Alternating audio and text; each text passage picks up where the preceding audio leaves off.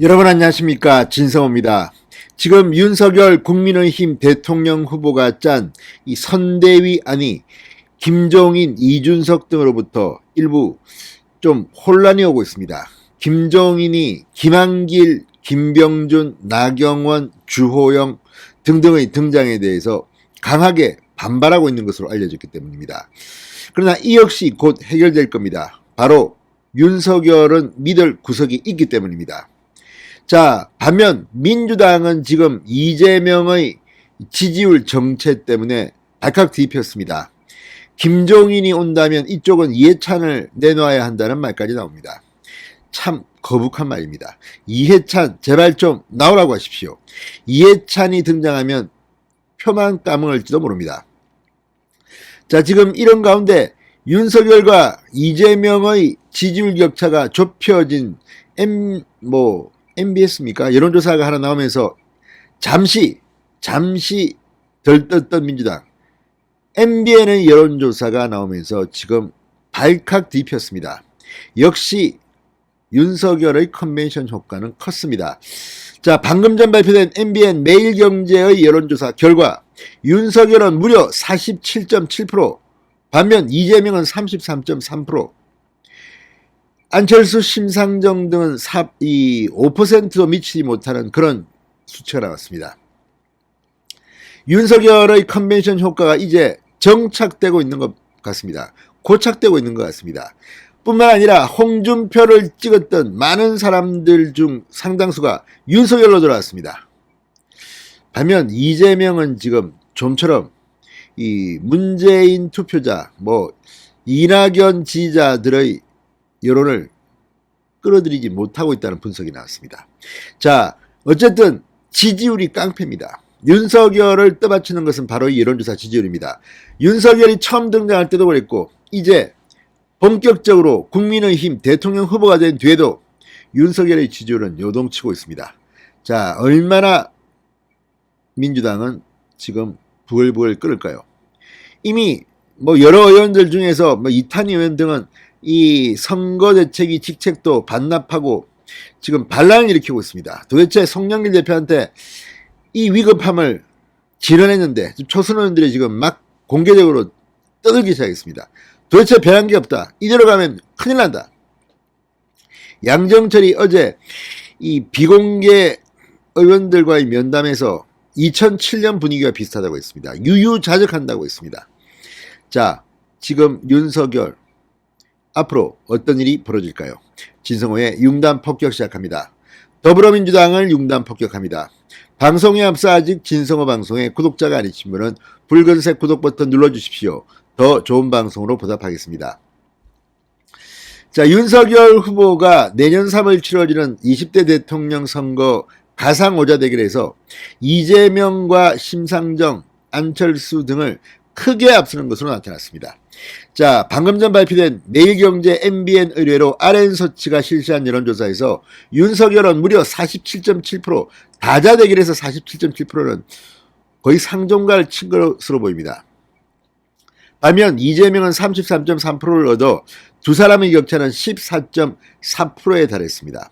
심상정 4.7%, 안철수 3.7%, 김동연 1.8%를 얻었습니다. 윤석열이 크게 앞서는 이 조사 결과를 두고 국민의힘 대선 경선의 컨벤션 효과가 계속되고 있다, 고착화되고 있다는 의견이 나오고 있습니다. 또 직전 대선에서 문재인 대통령에게 투표했던 사람들이 이재명 후보에게 마음을 주지 못하고 진보진영 표가 분산됐다는 분석도 나왔습니다. 실제로 이번 조사 결과 19대 대통령 선거에서 문재인 대통령에게 투표했던 사람 중 54%만이 이재명 후보를 지지하는 반면 당시 자유한국당 대선 후보였던 홍준표 국민의힘 의원을 지지했던 사람 중 77.2%가 안철수 국민의당 대표를 뽑았던 사람의 61.3%가 윤석열을 지지하는 것으로 나타났습니다. 그러니까 홍준표, 유승민, 안철수 이 세 사람이 모두 다 지난 대선에 나왔습니다. 보수 또는 반문의 표는 결집되고 있는데 문재인을 찍었던 사람들의 마음은 지금 54%, 절반가량만 지금 이재명 후보를 지지하는 것으로 드러난 겁니다. 연령대별로는 40대를 제외한 모든 연령대에서 윤석열 후보가 이재명 후보를 앞섰습니다. 특히 60세 이상에서는 윤석열 64.2, 이재명 25.7, 2배 이상 차이가 났습니다. 20대도 이재명은 18%에 그쳤는데 윤석열은 39%를 얻어 더블 스코어로 압도했습니다. 또 비호감 후보, 가장 호감이 가지 않는 후보로는 이재명이 47.3%로 압도적 1위였습니다. 이어서 윤석열 37.9, 안철수 5.1, 심상정 3.8 순이었습니다. 대장동 비리 의혹 등으로 해서 이재명의 비호감도는 크게 높아진 것으로 보입니다. 자, 지정당 조사에서는 이 국민의 힘이 39.1, 소폭 하락했습니다. 27.2%의 민주당과의 격차는 여전히 컸습니다. 자, 그런데 이걸 보면 분명하게 알 수 있습니다. 지금 이 윤석열을 지지하는 사람들은 이제 지지 후보를 별로 바꿀 것 같지 않습니다. 그냥 가는 겁니다. 반면 이재명은 왠지 약해 보이는 그런 경향을 보이고 있습니다. 자, 그래서 지금 국민의 힘은 잔치집인 반면 이 민주당은 이재명 지지율 정체에 대한 불만이 폭발하고 있습니다. 자, 이해찬, 양정철, 구원 투수론이 쏠쏠 나오고 있다고 합니다. 그런데 양정철은 이재명 선대위는 참여하지 않겠다고 분명히 말했습니다. 물론 마음을 바꿀지는 모르지만 분명히 그렇게 선언했습니다. 이제 안 하겠답니다. 자, 그리고 이해찬은 지금 선거 상임고문인가 아마 그럴 겁니다. 그런데 지금 이해찬이 오는 게 도움이 될까요? 오히려 중도표를 잃지 않을까요? 자, 지금 선대위가 출범된 지 보름 정도가 지났습니다. 그렇지만 이재명 후보의 지지율이 정참해서 지금 내부에서는 불만이 폭발하고 있습니다.